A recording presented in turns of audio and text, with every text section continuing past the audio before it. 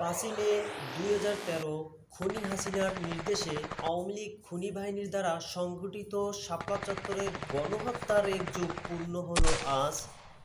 তারই একটি video footage তুলে ধরা হলো আপনাদের মাঝে।